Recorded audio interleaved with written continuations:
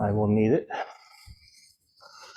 So I'd like to talk today about enlightened politics.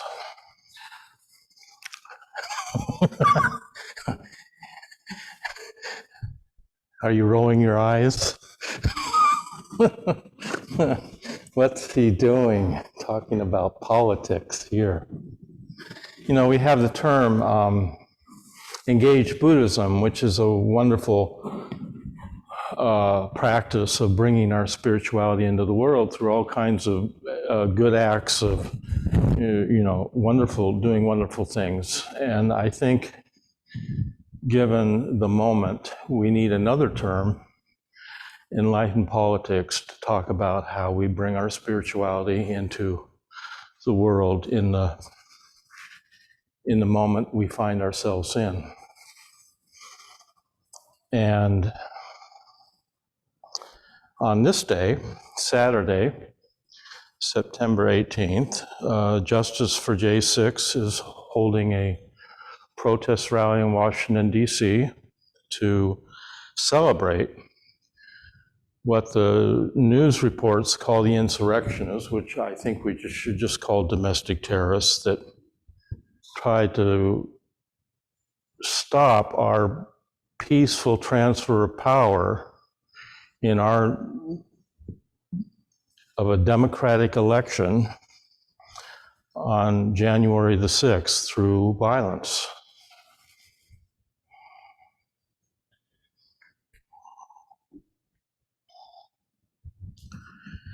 Now, I believe in separation of church and state. I think it's very important. So I'm not here to talk about partisan politics.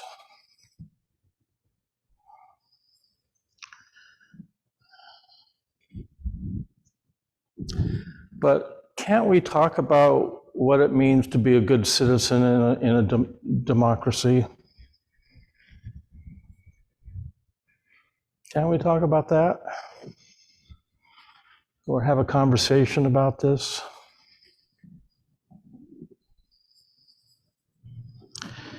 If you aren't feeling any kind of angst at the moment, given what's been going on, or any kind of concern, I would humbly suggest that you're just not paying attention.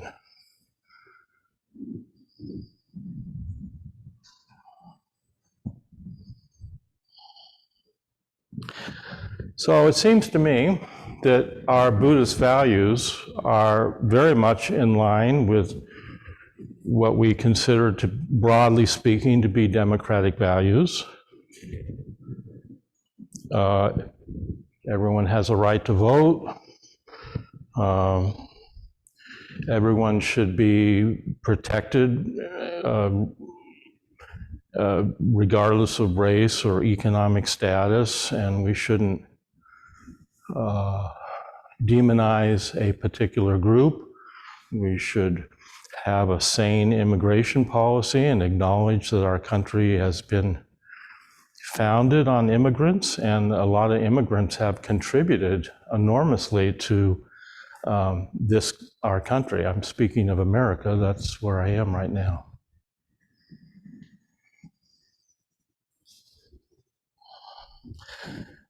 We don't like this word politics. We don't talk about it so much in the spiritual context because politics has to do with power.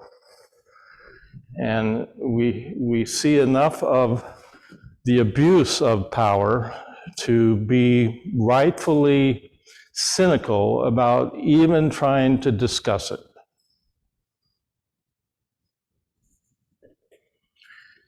Politics is simply about how we govern a country, how we govern a state, how we govern a municipality, how we govern a Zen center.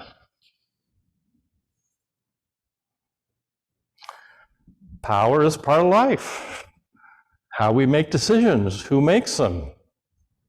How do we use power? Do we use power skillfully and with some wisdom, or do we use power in a way that's abusive? because power as an end in itself leads to corruption, and I think we would all agree that that's not such a good thing. We just finished the 20-year war in Afghanistan, and we seem to have been surprised that the Afghani government didn't have any support of the people. Why didn't it? It was corrupt.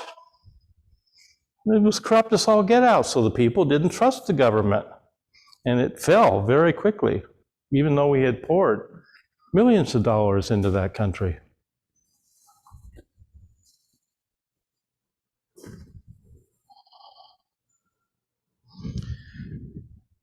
If we are to be citizens of a democracy, of our democratic republic, then it seems to me it's time to get our house in order. Mindfulness, as it's taught in our tradition,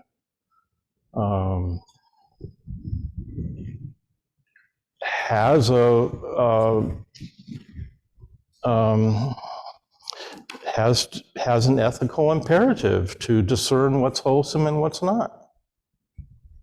So why shouldn't we work to support some kind of governance at whatever level we're speaking of that nourishes such wholesomeness, that has values that resonate with our own values? And why should we think that spirituality is simply a private, personal, individual matter and doesn't have anything to do with wellness or our collective wellness? Because wellness has to do both with our individual wellness, but also with the wellness of everyone. And if the planet is sick, then we're sick. And if our country has lost its way, then we've lost our way too.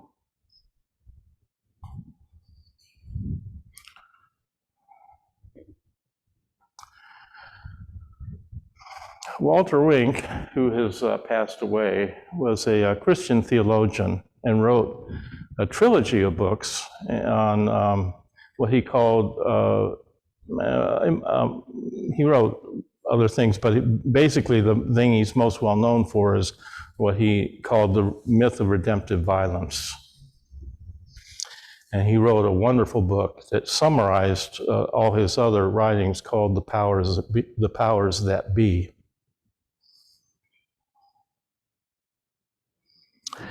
And he says this is a myth in the sense that we don't actually recognize that we have this belief system.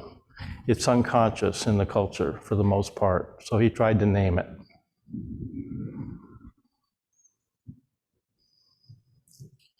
And basically, it's a myth with the moral message that violence works. And he came upon this by watching his own children watch cartoons, Popeye, and then he realized as he watched movies that he was seeing this pattern over and over and over again. And what's the pattern? And you will all recognize it as soon as I tell you the pattern of the story. You have the hero, the protagonist, who is abused in some way by an evil person. There's that word. Evil, bad person, the villain. And then, for much of the story, and this evil person in the beginning of the story seems all-powerful, unbeatable. And then for much of the story, you see the hero being abused, betrayed, with injustice by this villain. And then at the end of the story, by the end of the story, the hero comes around and with vengeance and vigilante justice slays the villain, or gets rid of them in one way or another.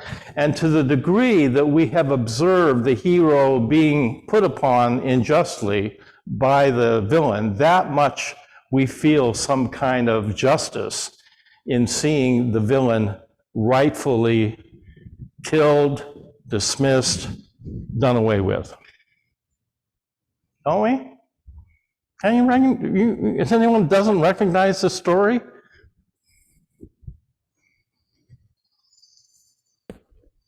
So the status quo is restored and we feel good. Walter Wink says this is our religion, and it's more popular than any religion that we practice. Christianity, Judaism, Islam, Buddhism, much more popular. Yes, it's just violence works. It's not violence as a last resort, it's violence as a first resort. And it gets worse from there because you can see it develop to the point where now it's not only violence in the service of overcoming evil, it's just violence for its own sake. Just for the just brute force. Violence is an end in itself. There's no mercy or forgiveness or any spiritual teaching in that at all. And God and religion is often misappropriated along these lines as well.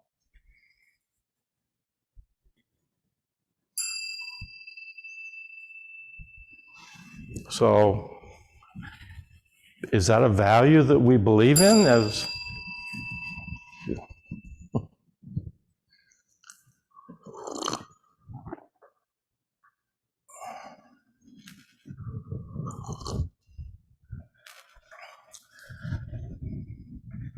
So I think we would all agree, if we were to sit and think about this for a moment, that we don't subscribe to that as a value or something that we think is wholesome, a wholesome way to govern.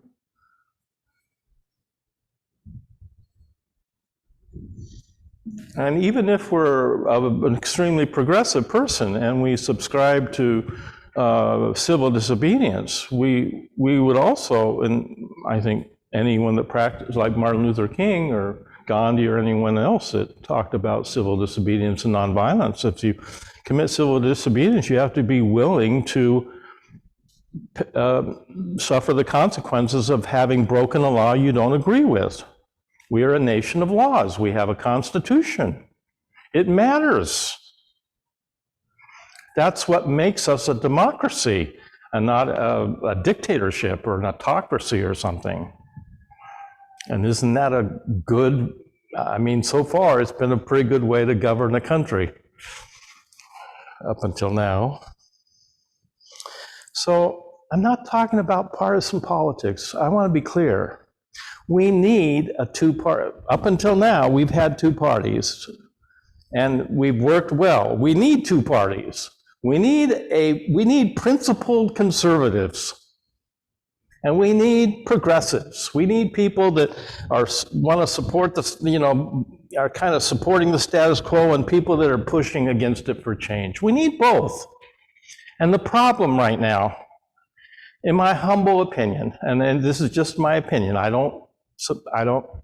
could be wrong, but from what I perceive, is that we only have one political party, and the other one has become a cult based on a celebrity personality of a person I think most of us would agree has very little personal integrity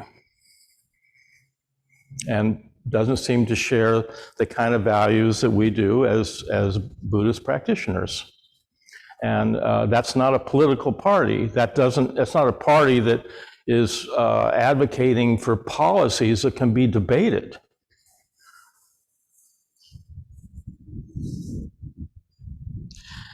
So I'm going to circle the wagon here a little bit, so be patient with me, because in order to get at what I mean by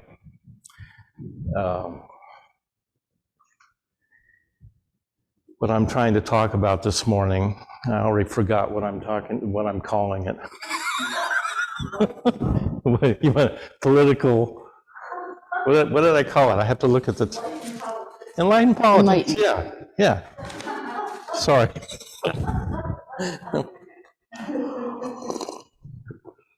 Yeah, I think it's a good term.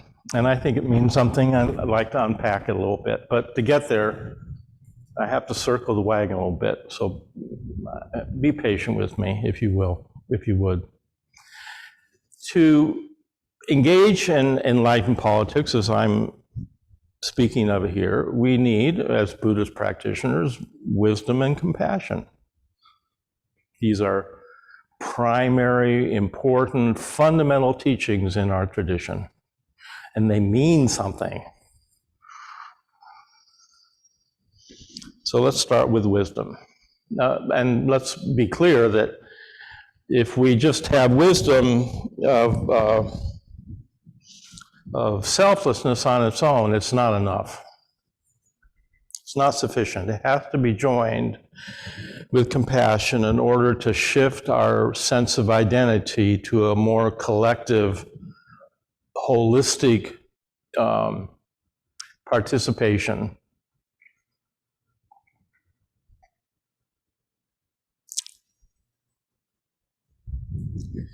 So what is wisdom?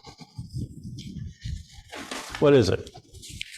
Well, according to our tradition, it's not possible to have wisdom without realizing the teaching that's called shunyata, or emptiness. There's that word. That word we're so afraid to talk about. Why are we afraid of emptiness?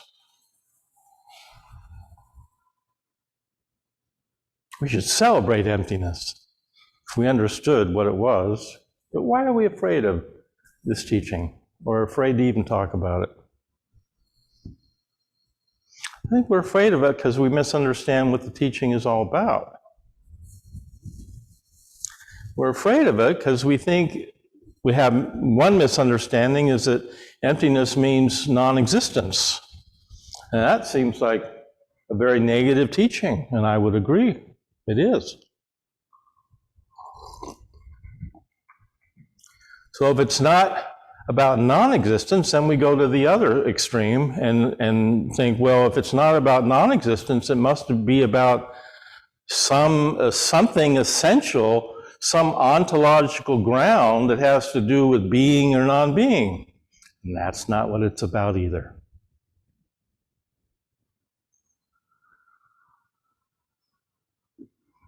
If something is empty, it has to be empty of something.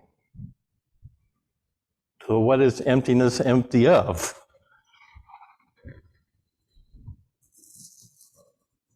It's empty of a separate self.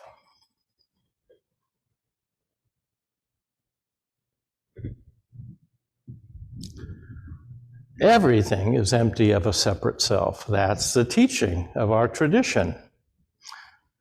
That's what our tradition discovered. So let's try to bring this down to earth and understand this is not a philosophical teaching. This is something to penetrate and really get. This is the way things are here. We're not imagining this. It's not just a philosophy. It's the way it is. And so there's a big difference between insight and knowledge. We can't know emptiness in the way we know other things. Knowing tends to be static and kind of solidified thoughts that we then solidify into opinions and judgments and assumptions. But insight is always fresh and on the spot. Insight is dynamic, it flows, it penetrates. And we're always invited in this practice, when it comes to a teaching like emptiness, to penetrate into it, to take a closer look, to be one with it, to be one with life, to be one with reality. And if we do this over and over and keep looking, well, you start to appreciate. And notice that knowledge gets in the way. So you have to let go of trying to know this, which means you have to trust in some way, which is admittedly difficult for us to do. But let's just take this table. This table is not self-existing by itself. This table was made from a tree. It's a beautiful table. Maybe a cherry tree, not sure. It was made from a tree. And the tree needed soil to grow, it needed water, it needed sunlight. So the soil is in the table, the tree is in the table, the sunlight is in the table. You get that? The table doesn't exist by itself. It didn't come here out of nowhere. It came here from causes and conditions. And everything in the phenomenal world comes here from causes and conditions, including us. We didn't come here from nowhere.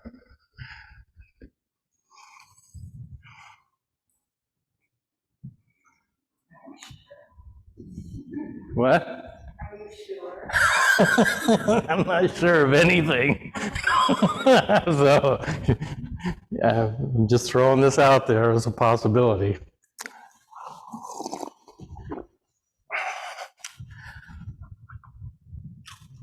Let's go further, and you can just take this out and keep expanding it. We include everything. We're not self-existing, but we are mutually interdependent with everything. Someone had to cut the tree down, a lumberjack. He had to eat food. A farmer had to grow the food. A tractor had to harvest the crop. If there wasn't a lumberjack to cut down the tree, this table couldn't be here. You just keep going back and back and back. Everything is in this tree, and we're the same way. So the Heart Sutra says, no eye, ear, nose, tongue, body, mind, and that sounds kind of strange to us because we think that's an awful teaching. It means my nose and eyes my senses don't exist. That's not what it's saying. It's saying no eye, ear, nose, tongue, body, mind. It's meaning none of that is self-existing by itself. My nose doesn't exist by itself. It exists on my face. It's on my face with my eyes and my cheekbones and my forehead and my mouth and my ears. There's no way I could have a nose without all that. My nose is interdependent with the rest of me. And even if I'm Pinocchio and I tell a big lie and my nose grows out to here, it's still on my face.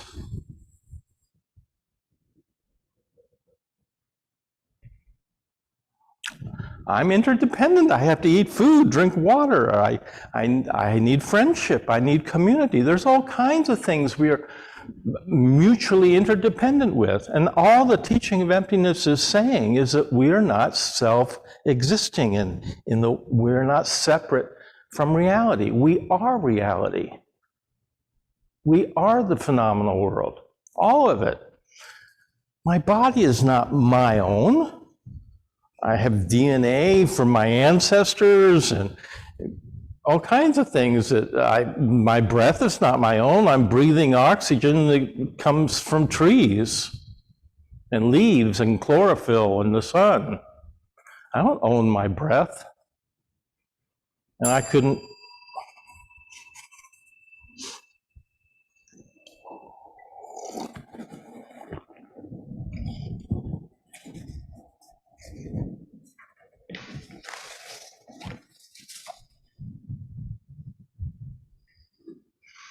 So that's a teaching of emptiness. It's not really so complicated. We think it's some big mysterious thing. I have to sit 10 years before I penetrate into it. Yeah, you can see it right now.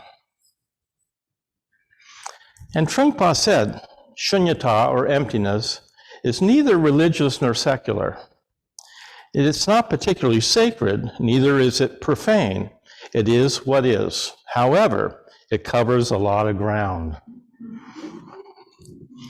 It is the first clear thinking and conclusion about reality in the history of the human mind. Yes.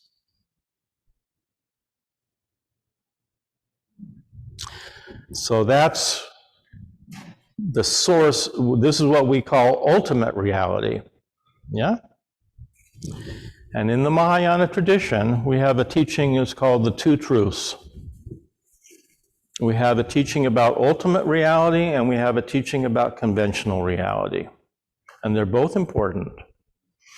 What we're talking about here when we talk about emptiness is ultimately what's true, in an ultimate sense, in an absolute sense. And because things are ultimately true in this way, they're perfect as they are. So we can give it names like emptiness or shunyata or the absolute, but the name doesn't, it's just a name, it's not the experience. And the problem with names is when we start thinking about it, and there we go again, we try to know it, which just gets in the way.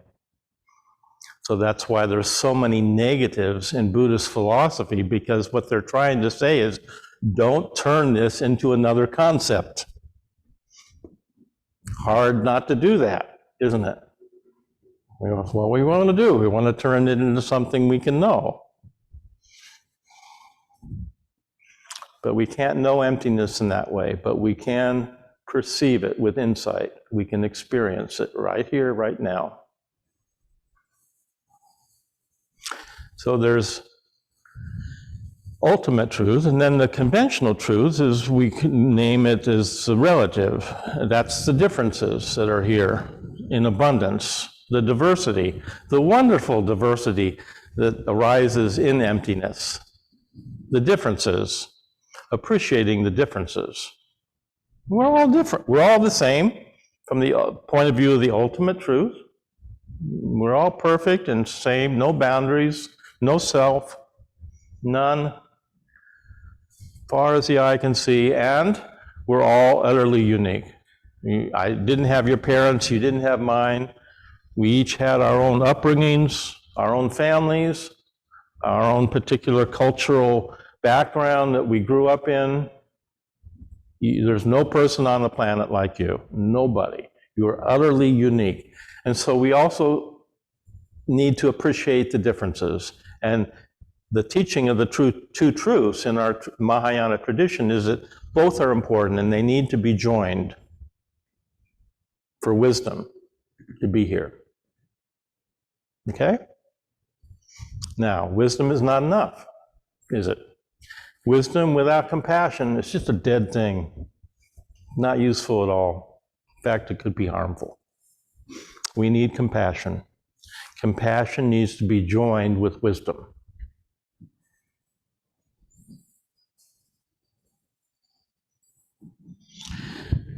And again, we have two ways of appreciating. So when we speak of compassion, we speak of this as bodhicitta.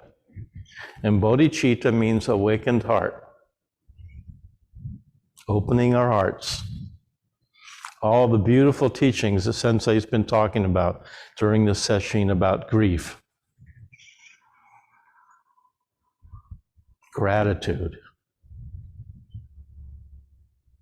our sad and broken and tender hearts that bring love into the world and compassion. So we have two kinds of compassion we could also appreciate. We have absolute bodhicitta, which is the compassion that arises from emptiness.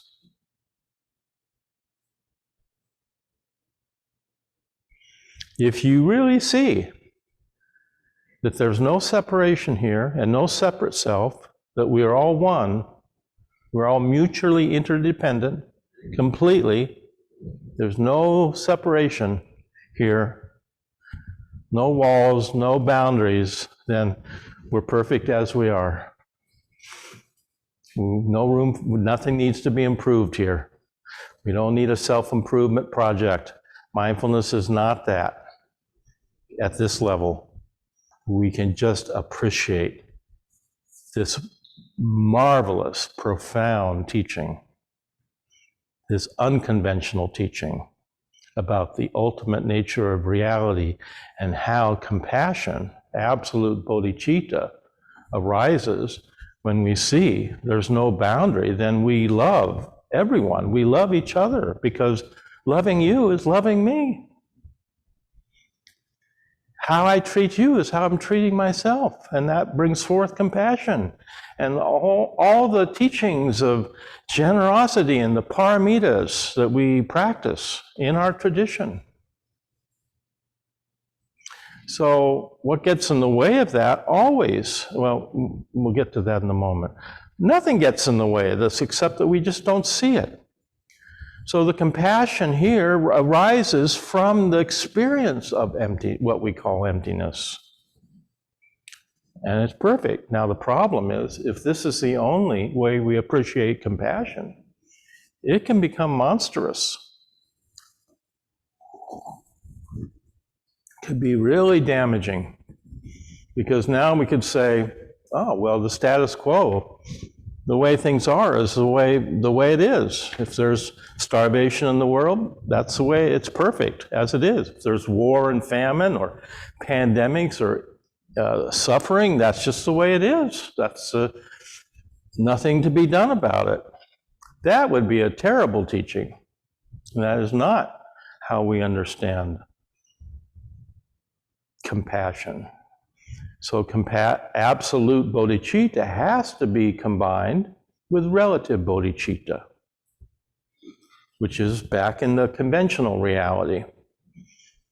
And relative bodhicitta is about the human warmth and connection and skillful means for how we actually bring compassion into our lives, into our daily lives. We need to do something to be compassionate. We need to act. We need to actively engage and love our world.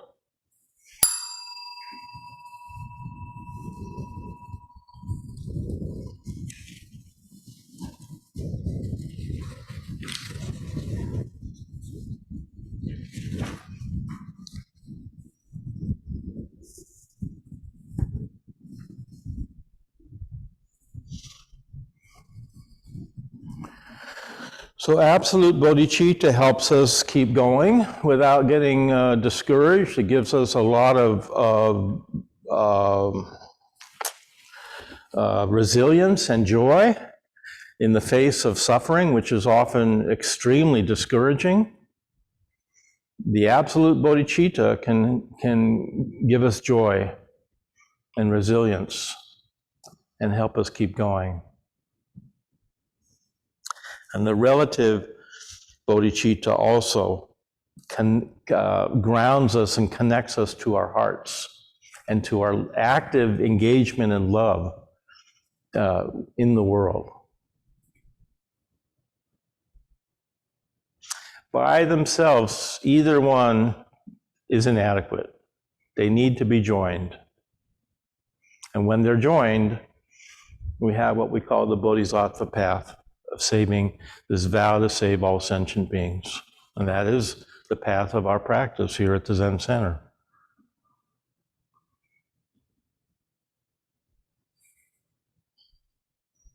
So now, I want to bring it all together back into the Shakyamuni Buddha's last teaching. You're saying, well, what does Buddhism have to do with democracy or democratic values? Because many people have pointed out, and rightfully so, that the Buddha, there tends to be an emphasis on individual salvation in our practice, and our Buddhism is very good at diagnosing suffering and showing us the antidotes to suffering, and all of that is true. And much of the history of Buddhism is a history of a religion that has supported the status quo, not always. So the emphasis, even in the Buddhist teaching, seems to have been pretty individual. But his last teaching, before he died, I want to give it to you now, because he's talking about democratic values and how to govern. And it's really an amazing teaching. The last thing he said before he died. And it can be found in the Mahaparinibbana Sutra. And the situation is, he's in northern India, and there is a king.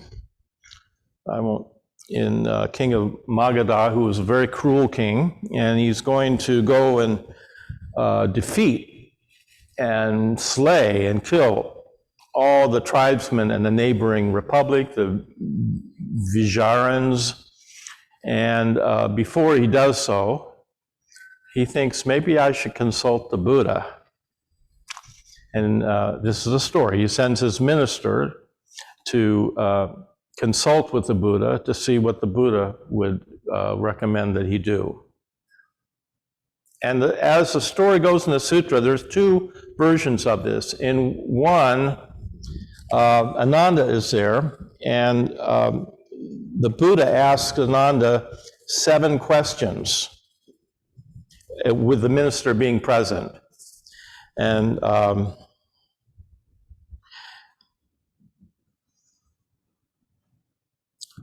And with each one, Ananda agrees, and the Buddha says, isn't this so? It's a leading question. And Ananda says, yes, it's so, Master.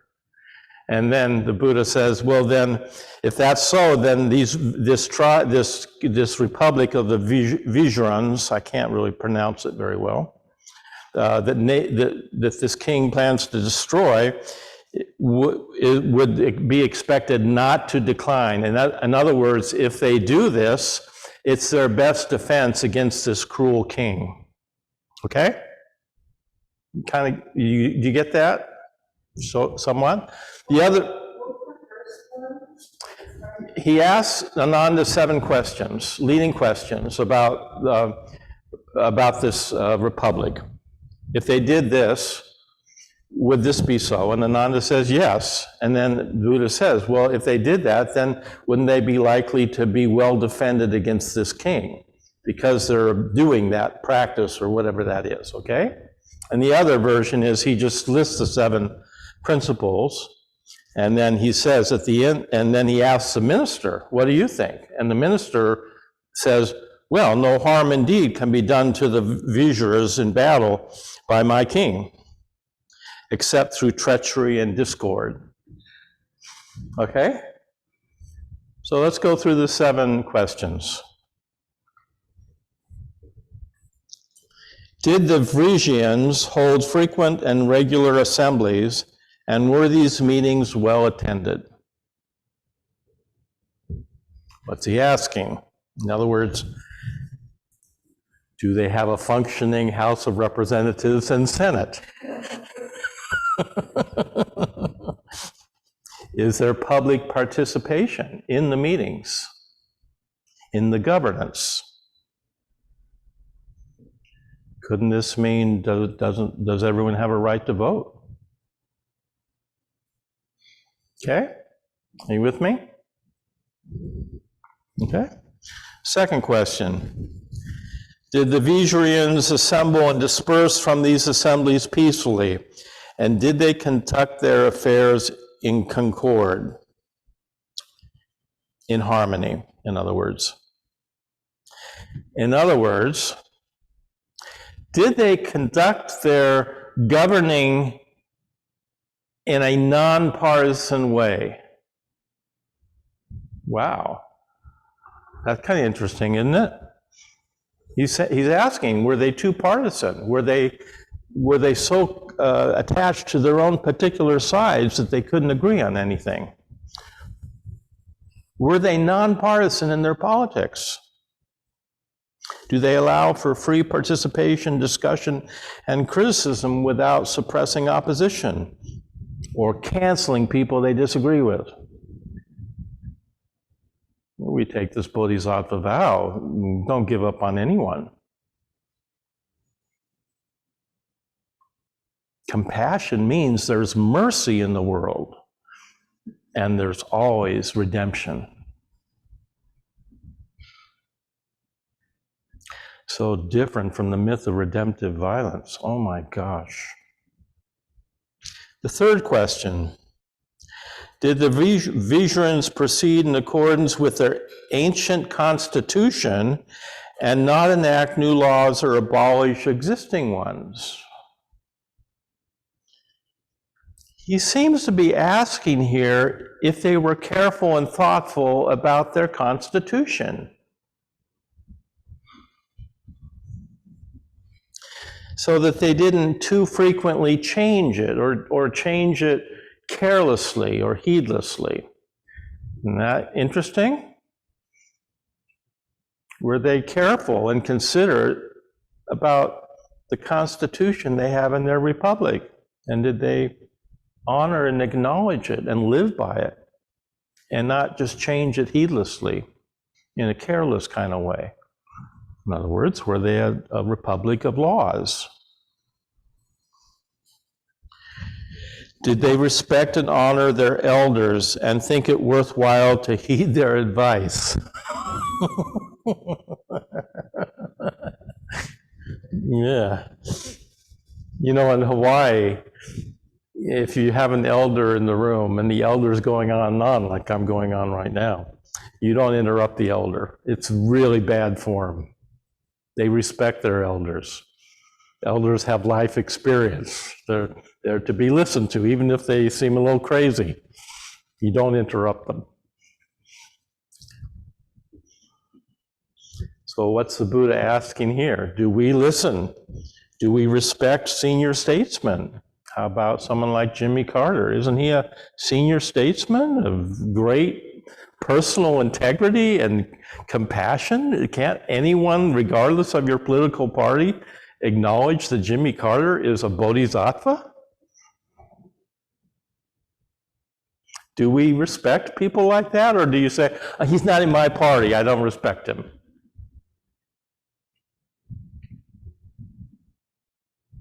Do we respect experts or scholars or historians? In the context of a pandemic, do we respect scientists or health experts? And the fifth question, did they refrain from abducting women and maidens of good families and from detaining them? Well, this is obvious, huh? The Buddha is saying, you're saying women should be not abused, they shouldn't be abused, they should be treated with respect. Do they have a right to make decisions about their own body? Or is the Republican telling them how they got to do things? Imposing their religious views on them.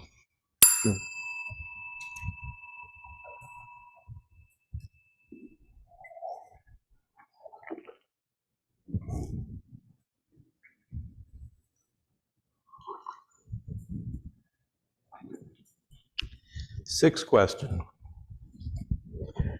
Did they respect and venerate their shrines? Now, we're a very secular democratic republic, so we don't have, we have shrines in religious institutions, but in our democracy, what would a shrine refer to? Do we respect institutions like museums, libraries? Do we trust scientific foundations and have confidence in them as a source of information and good sense in our republic?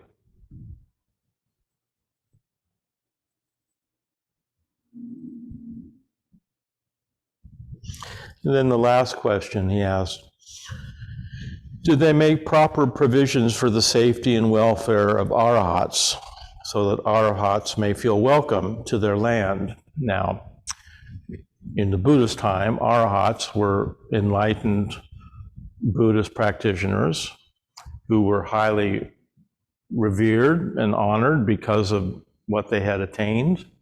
Now, we don't speak of arahats in our culture, but we could be speaking of, do we take time to have wise counsel from scholars or scientists or religious leaders? Do we take time to reflect on some of their teachings that are considered to be, that have survived for a period of time and that are generally, there's some consensus that these people have some wisdom. Do we listen to any of them?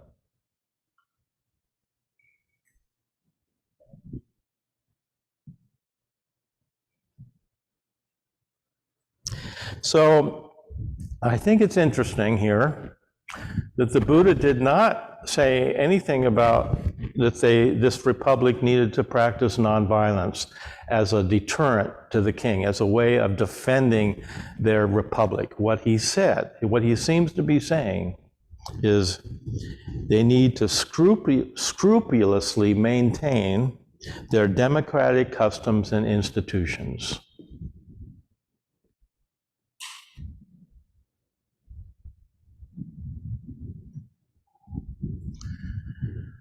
So that seems to me a teaching for our time and for this place, and I don't see any reason why our spiritual practice can't accommodate social values and democratic values that we all agree are generally wholesome.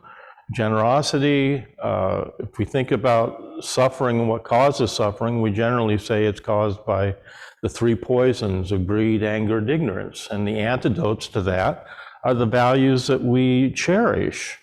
The antidote to greed is generosity. The antidote to anger and hatred and meanness is love and compassion. And the antidote to ignorance and denial, just putting our heads in the sand, the antidote to that is wisdom, clarity. So I think the dividing line might be here is if you think spiritual practice should be private and individual, then none of this applies. We shouldn't be talking about politics at all, because that's collective. And no one can seem to agree on anything in our country, so why jump into the fray? But there are things at stake here right now in terms of our democracy, and it matters whether we have seems to me, from my humble opinion, it matters whether our democracy continues or not. And so from my point of view, it's time to talk about enlightened politics. So that's my talk for today, and we could have some discussion, and you'll need to bring it back into gallery view so we can see the people online too. Do you have any comments or questions or concerns?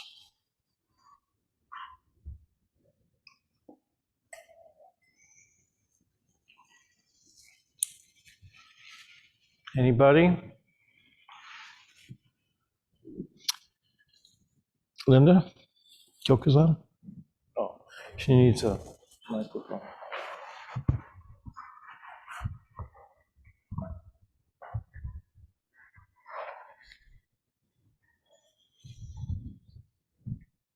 Okay. You can take your mask off when you're asking a question so we can all hear you. Yes, I'm very familiar with what's going on in Washington. Mm-hmm.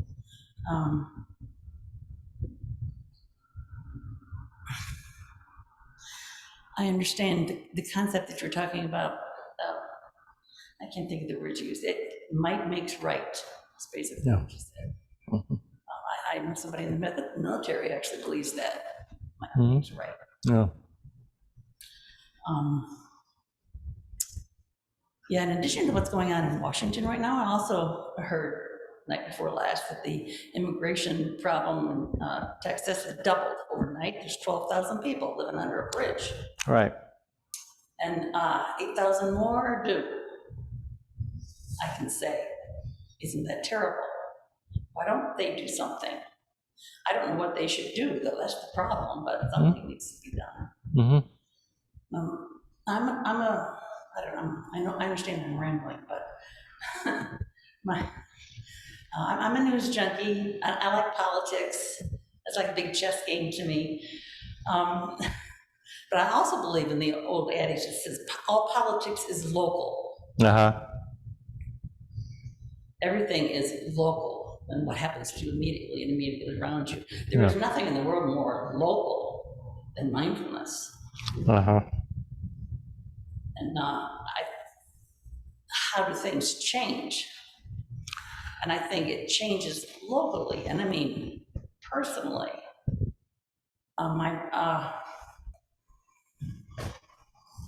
Instead of thinking about the 12,000 people living under a bridge in Texas, all of a sudden I saw this new news blurb, this was last month, here in Oak Park, a 40-year-old man from Oak Park was at the emergency room down at Rush on Harlem.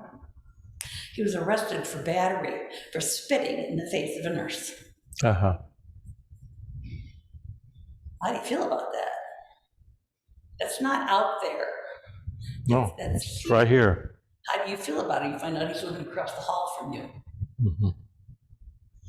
It's easy to say, I mean, having worked in a hospital, there are a lot of crazy people.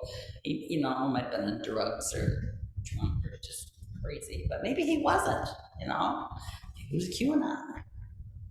Maybe he thought that, the medical profession is now converted from being angels to people who are causing the spread of COVID. I guess my point is everything is local. Nothing changes until it changes here. Until I change the concept of how I see this person. Can I look at homeless people and consciously say, you know what, they're homeless, because they had a problem. Now, it's not just because they're not looking for work, or that they don't want to work, or that they're too lazy to work. I have to change me first. And maybe I can't do anything for that particular homeless person or that guy who spit in the face of a nurse, but I can say something to my children. And how do I teach them? And how do I bring them up? What are they watching on TV? What are they doing? Everything needs to change here. It needs to change right in this room, right within this sangha. How do you treat each other? Can you forgive the person next to you? Because if you can't, it's not going to go any farther. My grandmother used to say, there's a little light inside you. It shines brighter than you think. Collectively, it can make a fire. So I've always, I'm very invested in what happens now, what's happening within the person next to you. Because if it doesn't change there and doesn't change in me, nothing will ever change. I don't disagree with you.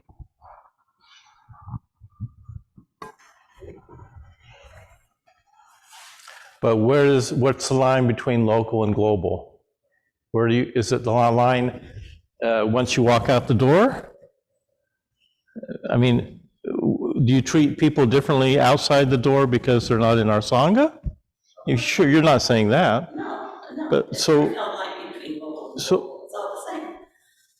Yeah, so here's a local thing that happened this week. There was a QAnon activist that got COVID and was put in a hospital, and then QAnon people heard about it, and they demanded that the hospital give her that Everix, how do you pronounce it? Everix, the deworming medicine for horses. They demanded that the hospital give her that medicine, and the hospital said, "We don't do that. That's not science. We follow science. We are healthcare professionals." And some right-wing lawyer got a hold of this and started making a lot of publicity out of it, so he'd get a lot of attention, and called them medical murderers. That's happening close, it didn't happen in Oak Park, but it was in Chicago, so that's close to being local. And these things about people spitting on each other, that's happening all over the place. People are just behaving poorly. Let's just say it. People are behaving selfishly on both sides. There are people liberals and, it's, again, this is not a partisan thing I'm saying, but so the question is, how do you activate this? That's a whole nother question, but can we talk about a politics that would look like the practice that we're doing here? Isn't it? I think we could. I went down to Jacksonville to help people register to vote in 2004 because there had been a problem there, and I joined other Buddhist practitioners in doing that for a week. That's just advocating for democratic values and supporting people's right to vote. And I don't see anything wrong with any of us if we so chose to advocate for the right to vote, and we wanted to get involved in that cause in some way of doing that, and why that wouldn't be part of our spiritual practice.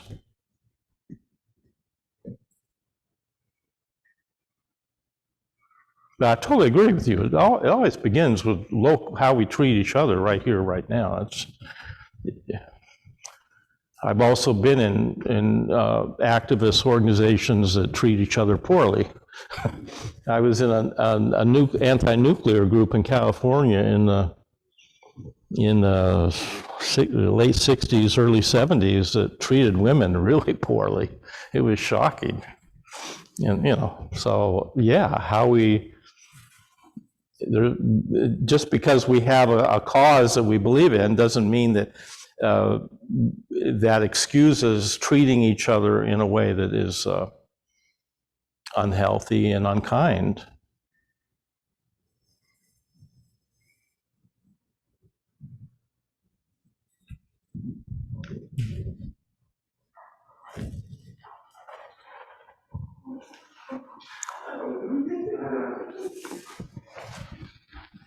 Yeah, I see the point you're making about the importance of the two sides. I think what's become probably most difficult for me is the us versus them, us versus them. Yeah. And it's maybe if you have any insight into how do we engage without falling into this, I have to pick this side or that, and that's the thing that's pushing me away altogether. Well, we engage through skillful means. We have skillful means for engaging, like nonviolent communication, where we don't demonize someone that we disagree with. We try to empathize and understand how did they, and have some curiosity actually about their point of view. It's not mine, but I can listen to your point of view, and I could sympathize with where you're getting your information, and I could listen to it. I don't necessarily agree with you, but I don't have to demonize you to do that. That's not so easy to do. That requires some spiritual discipline, I think. But that's a practice we can all do with anyone in our family that we disagree with. It's possible if you are, I happen to believe vaccinations are important, and that people should, unless they have some underlying health condition that would be dangerous for them to get a vaccination, they should get vaccinated. And so if I met someone that said they weren't vaccinated, I'd be curious why they believe that, and I could engage in a conversation with them. Well, why? Why wouldn't you want to get the vaccination? Oh, and then it's big pharma or something. But then I ask questions and try to find out, be curious about how they came to that point of view. And not to win the argument, not investing in some outcome that says I have to be right, but that, yeah, I could engage with that person without having, we don't even know how to do that anymore. We don't even know how to have conversations with people we disagree with, because we're in our own silos on the internet. So if you meet someone that is actually in the other camp, it's shocking. Oh, it's one of them. It's like we don't even encounter the other side, whatever the other side is.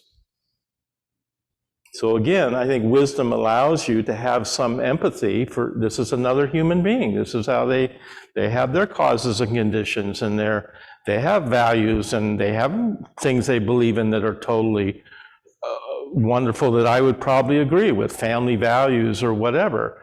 But I don't happen to agree with them on this particular point.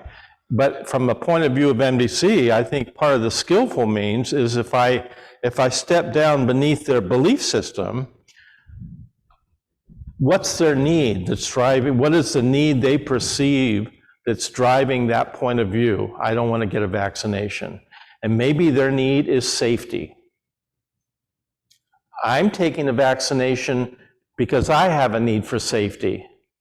So we both have the same need. So if I can relate to them at that level, beneath the point of view, then I can be connected with them on a level of our humanity. We both have the same need. We just have a different strategy for meeting the need. And now we could have a fairly rational conversation about that. Hopefully, maybe not. So I think that's how we have skillful means in our tradition that can help us engage with people that we perceive as being difficult. Yeah. Thank you.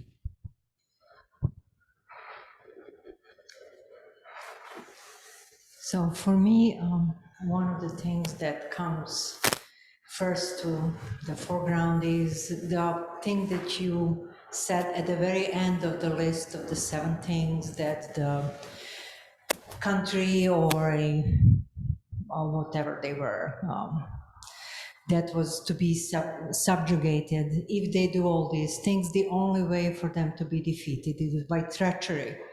And so that is actually, I think, the crux of the issue, because lots of people believe that treachery is an allowed mode of winning, and the need is ultimately to win. And so if treachery is allowed, everything is explained that we are talking about so far, including the person who is in the hospital and who is not getting the medication that the QAnon is advising. Not so long ago, an important QAnon person died in Texas from COVID. And so now if QAnon says, if you're in a hospital and you do not get the course medicine or whatever it is, and if you die, then you died because of that, not because of COVID. So, lots of different ways to practice treachery is open to us. And the cult of personality people, they are very much into treachery and winning. So that, I think, is a very serious problem because it has to do with values.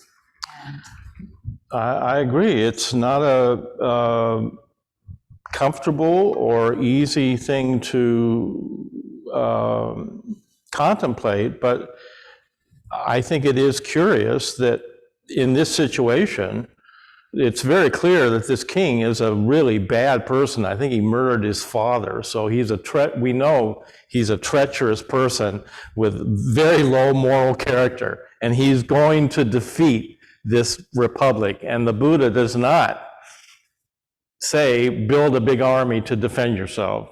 He doesn't even say practice nonviolence. He says, the best way to defend yourself against that treachery, and we can agree with him or not, is to uphold your constitution and your democratic institutions so that internally you will be strong.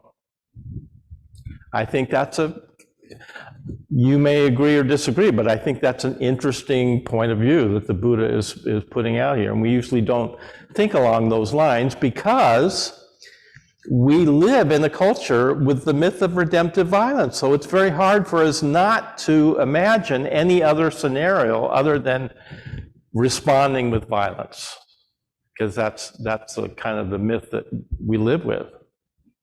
But look what might have, this is speaking hypothetically now, but what might have happened in Afghanistan if that government had not been corrupt? What might have happened in 20 years if they had built a government that had the trust of the people and had a constitution that was obeyed by everyone equally? It's possible it would have turned out a very different scenario. So I'm not suggesting any easy answers here, but I'm just talking about a general perspective that we might contemplate. But yeah, we're on a kind of a precipice right now. There are people that believe in treachery and violence and might. And that's why I think we're at a kind of inflection point at the moment where we need to take stock of what's going on, because what happens here really does matter to all of us in this room. What matters out there is going to affect us in this room, and we may not actually realize that.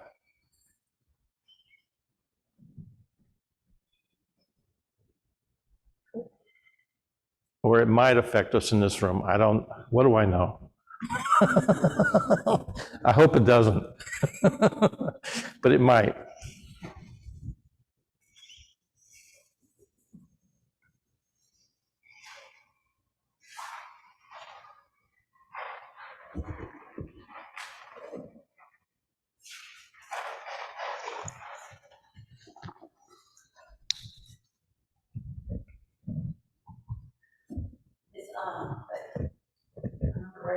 Take your mask off. Yoke is on. I remember right after 9/11, was thinking, the one thing that we never did was to actually think, why do they hate us? Nobody ever asked that question. Why do they hate us? No. Same thing we need to do locally. I had a fight with my best friend. Why does she hate me? It can spread like that. I guess that's my point. Yeah. We never even contemplated that there was a reason that we might have done something wrong. Yeah. I think when 9/11 was so traumatic that we all felt helpless, and I don't think as a country we knew how to stay with that vulnerability. So the natural knee-jerk reaction was to respond with the power and might of our technology, because we could. And that was felt justified. It was, and we see what the karmic blowback from that has been after 20 years. It didn't go very well. The whole world felt sorry for us. They did for a while. We should use that collective compassion. They did for a while. I was in France, I was in Paris, and the Parisians, who usually aren't that sympathetic to Americans, so the ones that I met were very sympathetic when 9/11 happened, because I was there, but I don't, anyway. We didn't really ask what were the needs that caused bin Laden to do what were the needs that caused him to do what he did, and the Associated Press said he did what he did because we had troops in Saudi Arabia, which was sacred soil for Muslims. We had an embargo on Iraq at the time, and there was another thing that he said that it was his need. And understanding why they hate us or why they did what they did isn't to condone what they did, but at least to give us some insight into why this is happening. And we don't seem to be able to step back and have a larger perspective on the world in that way. I think it tempers your response. Huh? It helps to temper your response. If you understand that level what's going on. It might have, yeah. We could have taken them to international court or something. We could have done something very different.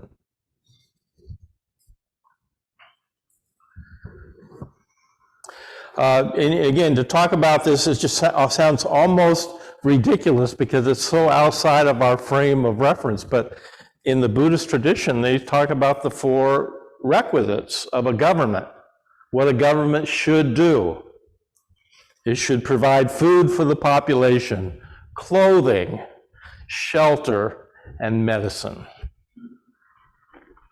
That's kind of basic stuff, isn't it? Wouldn't you think a government should help provide those things for its population? And if it didn't, then it's somehow failing as a governing body. We might add a 5th one there, self-determination. It's also, it seems to me, important. But it's just so far out of our realm of thinking anymore that it sounds almost ridiculous to say it. That politics and governing might be based on some kind of values of kindness and generosity and taking care of each other, and not meanness and hatred and division.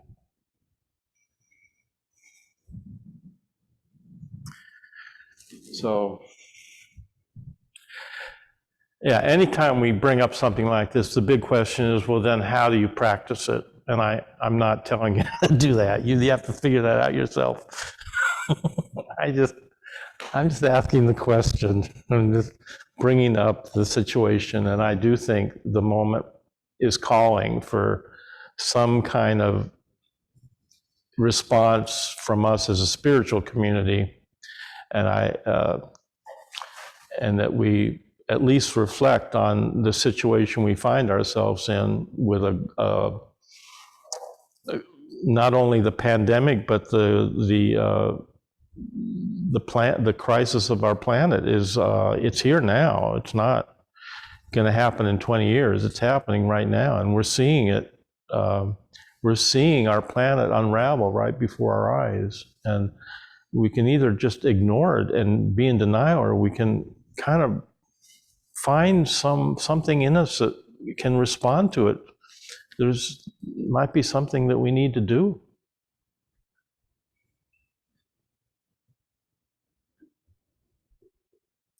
So I'll end with that. I mean, I went to Auschwitz several times with Bernie and with Sensei, and I remember at the end of, I think it was the second Auschwitz, we had gone to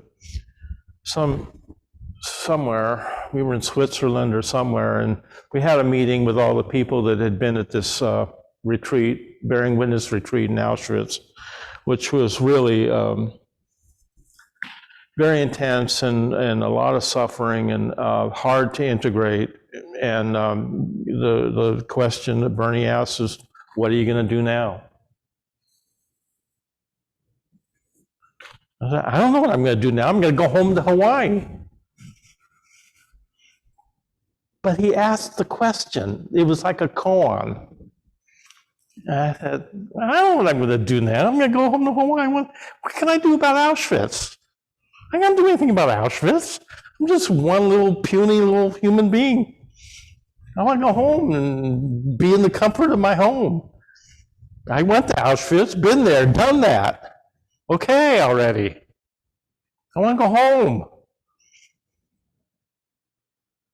So I went home, but the question stayed with me. And then I thought, well, could I do something? Well, if I did something, what would I do? And I thought about it, reflected on it. It was at least 3-4 months. And then I came up, I actually started to deal with the koan. And I said, I think what I can do is I can plant something. I can plant something in the earth. And I presented this proposal to our board at the time. I think they thought I was a little nuts, but I said, let's start a community garden. I want to bear witness to the planet with my hands. I don't want to protest. I don't want to march. I don't want to carry signs and do any of that. I want to plant something in the earth and have some sense of place where I am. So my board went along with it, probably thinking this is never going to happen. And I went to the local school, the Parker Ranch School. It was a private school, and they were right in the middle of our town of Waimea. And they had a big field there, overgrown with all this poisonous, what was that plant? Castor plants. So there were two kinds. There's the one that you get the castor oil from, and there was one that's poisonous. And they had a whole field. It was just covered with this stuff and wasn't being used. So I went to their board and I made this proposal. Let our Zen Center use your land and build a community garden in the middle of town that will grow food for people, and the kids can come there and get educated about sustainable farming. And I had a mission, which was to to actually do sustainable farming and see if we could do it. I'd never farmed before. Seemed like a good idea. Without bringing in any outside expensive chemicals or fertilizers, to celebrate and nurture biological and cultural diversity, and to nurture community. And to my surprise, the Parker board, the school board said yes. What? They said yes. So then, and I said, we don't want to pay for it. We don't want to rent it. We want you to just let us use your land because it's not being used. We will use it for you. And they said yes. So we started, and it took us months to take out all the weeds and the stuff. I got a neighbor's tractor that I almost killed myself on. And we brought in John Jevons, who teaches sustainable biointensive farming. And we learned about sustainable farming. And we grew a beautiful garden for 3 years. That all kinds of kids came there and had classes, and teenagers that had to do community service from the court came and helped me double dig the beds. And it was a wonderful project. I was never happier than when I came home all tired and I was muddy and full of dirt, and I'd been working in the earth all day. I never was happier, and I did have a sense of place doing that. And so I just want you to consider that a koan or a question can work on you. So what would you do now if you were going to do something to respond to this moment? What would it be? I don't know.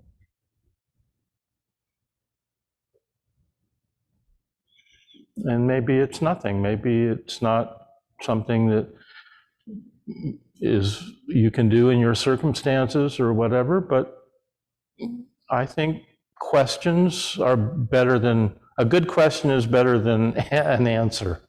And so that's the question I would give you. Is enlightened, what's it? Enlightened spirituality, enlightened politics, something that we could practice? And if we did, what in the heck would that look like? Or is that just inappropriate for us as a spiritual community? Okay?